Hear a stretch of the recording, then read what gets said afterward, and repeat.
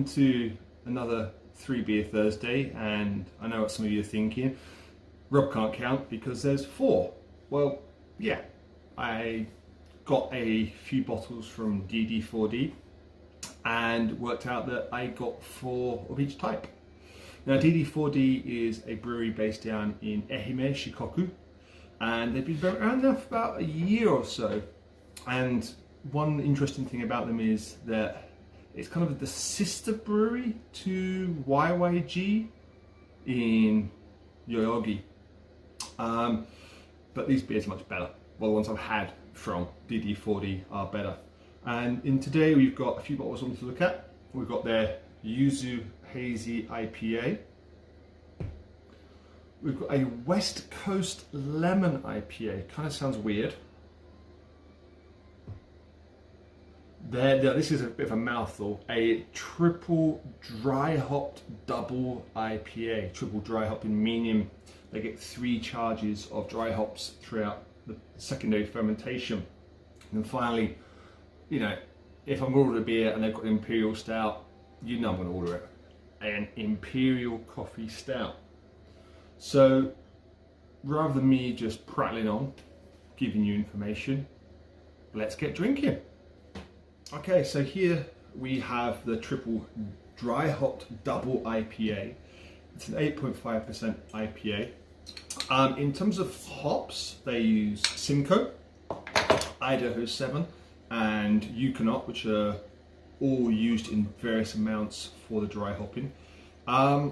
Besides that, there's not really much known about it. There's no real information about the base in terms of malts or adjuncts. So maybe if anybody knows, they could reach out to us and we'll leave a few comments.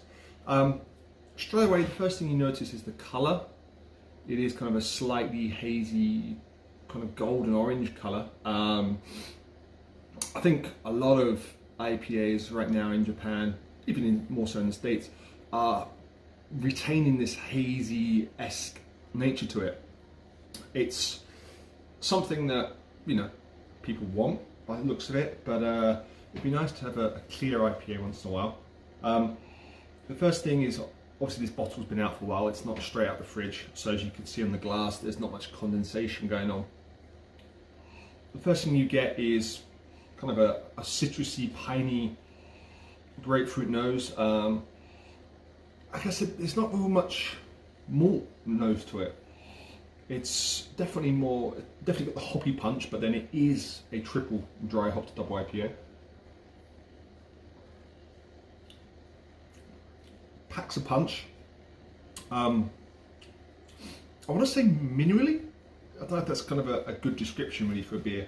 You know, when you brew an IPA, especially for example New England IPAs, brewers tend to add minerals to kind of create some more pop with the beer, and this does kind of a slightly, well, minerally, I guess, a slight saltiness to it. It's not really bitter, which is quite surprising, so I'm guessing a lot of the hop profile went towards the end of the boil just to reduce the alpha acids, which tend to cause bitterness. One word I hate using is juicy, but it is. I mean, it's definitely a citrusy kind of juice flavour to it. And the lingering, slightly tannic, kind of piney aftertaste does linger at the back of your throat. There's no real alcohol punch. It's 8.5%, but that punch really isn't coming through. So it's not badly made. It's not a world-class beer, but definitely drinkable. Definitely gonna get you drunk. That's what it's 8.5%, and it does have that hoppy flavour, I guess, if you want that in a double IPA. Okay, so I'm now going to look at the DD4D Imperial Sweet Coffee Stout. Some of you may ask, what makes a sweet coffee stout? Usually it's an addition perhaps of lactose, which this one has. It also has some oats as well included. I don't know what coffee they used in here, I'm afraid. They may not have used any coffee, but it does say on the side here that they use coffee beans. So if you know what beans they've used, let us know. It is 9.5%. It's a bit early in the day to be drinking this. Probably I would usually drink this around 9 or 10 p.m. But due to kind of like a self-imposed, let's say, stay at home, I need all the alcohol I can get. Now, this is actually one of the strongest beers they do at DD4D. And the first thing you noticed is actually, it's quite thin and it's not as lively. This is the second time I've had this. And I was very surprised when I first pulled it out, how unlively it is. I was expecting a much bigger head when I first tried this. I mean, there is a few bubbles around the outside, but again, make sure if you do have an Imperial Stout, let it warm up. Please, please, please don't drink it cold. Drink it cold and you lose most of the flavors. But this one, it smells like coffee and it smells like lactose. Lactose gives you that creaminess to it, slight oatiness to it. I think oats in here, I think I said that. Whoa, that's thick. It's a very thick, gloopy body, quite rich. It doesn't really have much chocolate flavour in there. There's obviously coffee and some lactose in there, a bit of creaminess to it, but slight sourness to it. It's not an unpleasant sourness, but it's not one that really screams drink me. It's kind of a tough one to explain, really. I mean, some stouts do have a slight sourness to them, I guess. It's not so like a kettle sour, just could be the yeast. I don't think this is infected. I hope not.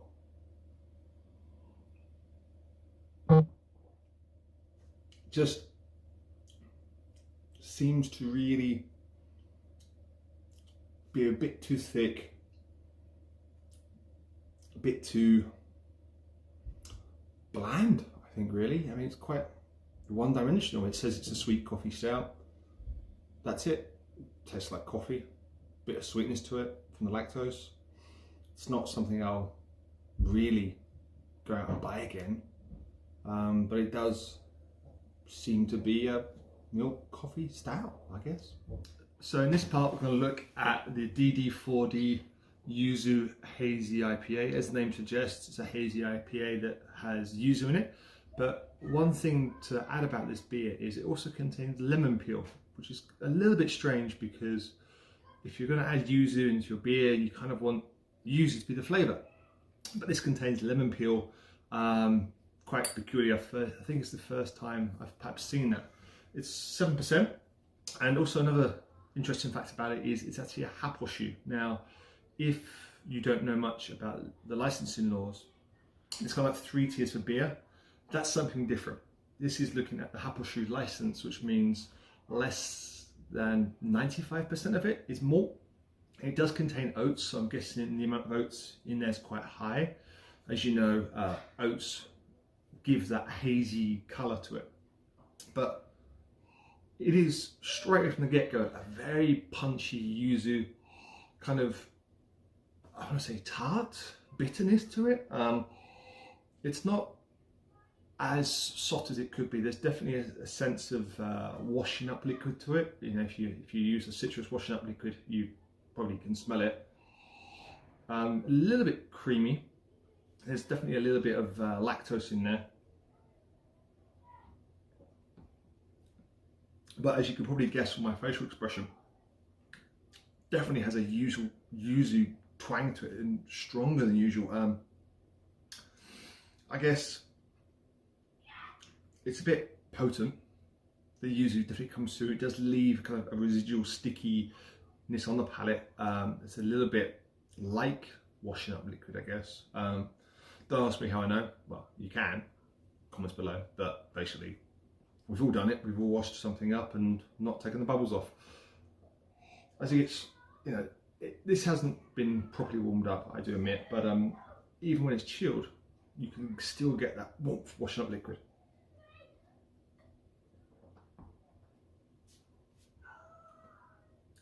And definitely it lingers. It lingers right through to the aftertaste. You know, if you like the yuzu, you'll like this. It's just a little bit, for me, a little bit wishy-washy. Perhaps dial in the yuzu a bit. I really don't get the addition of lemon in there.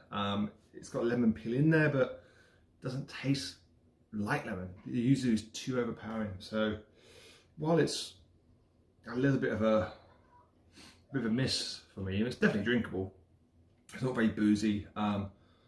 Does kind of, I guess, taste like a beer, but in terms of other hazy IPAs that I've drunk, especially, you know, one of my favourites, Orderville from Modern Times, this doesn't come close.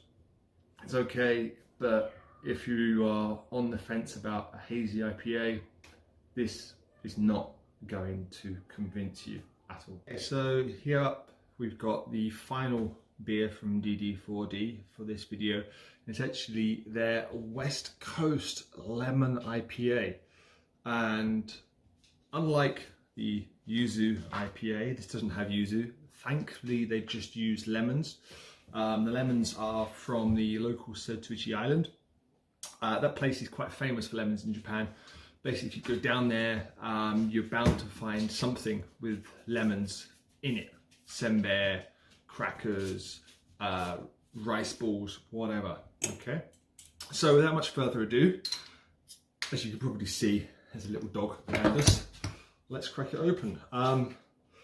This beer does weigh in about 7%. Does contain lemon peel. It's got some lactose in there as well.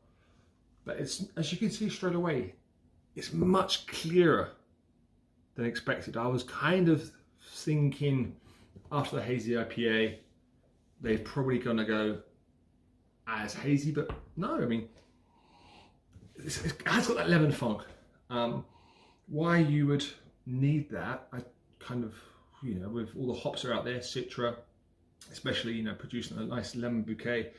One thing to realize is that quite a few years ago, actually, tell a lie, 25 years ago, the whole idea of jibiru, one of the constraints to be called jibiru is you had to use local ingredients. So breweries would do tie-ups with local farms, local produce to make sure that their beer did have local ingredients in. So this is a Happelschuh. Again, you saw it in the previous part, Happelschuh meaning that more than 5% of the grain bill is not malt. But it's that lemony, it is quite an astringent aroma to it. It's not as potent as the yuzu one, but it does have that same kind of creaminess. It's almost like a hazy IPA light version, I guess. Packs a punch. Ooh! But it's kind of a creamy lemon.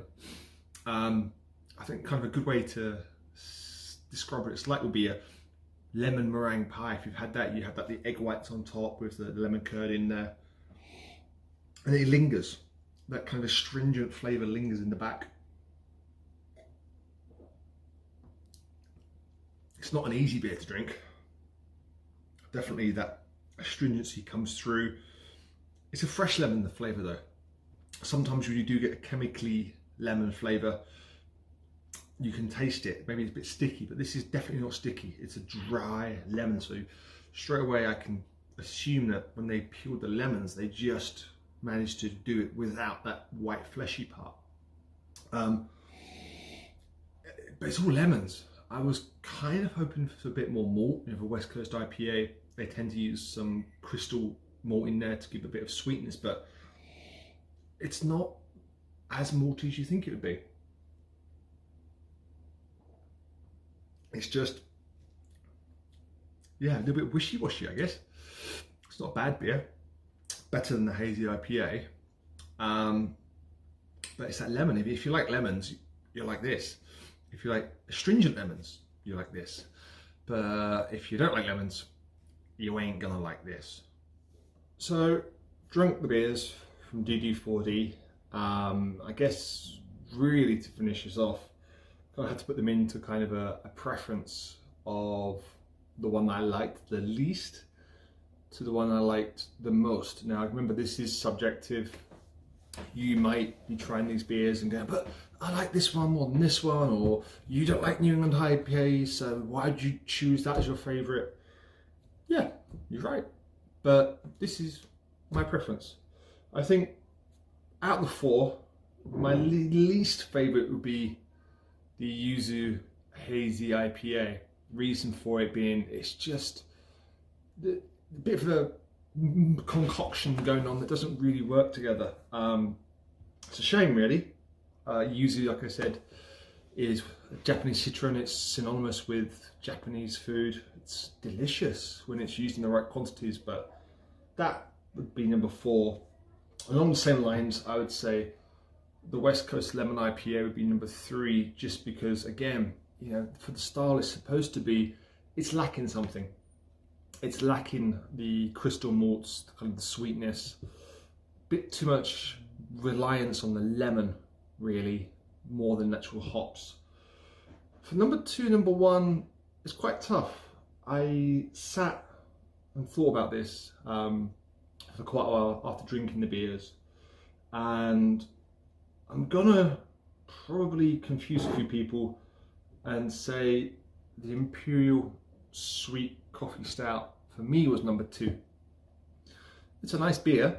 It just, for what it is, kind of lacks development of flavour. You know, like I said when I first drank it, it's a sweet coffee stout. It tastes sweet. It tastes a little bit of coffee. It's got the lactose in there. Bit boozy at almost 9%. And that leaves this one, the dry hopped double IPA, is my favourite of the four. I think because it does exactly what it says it is on the label, that's why for me is it my favourite of the four beers. Let me know what you think. If you've tried these, if you have a preference for either of them, let me know in the comments below. Thank you very much for watching this 3 beer Thursday with 4 beers from DD4D. See you next time.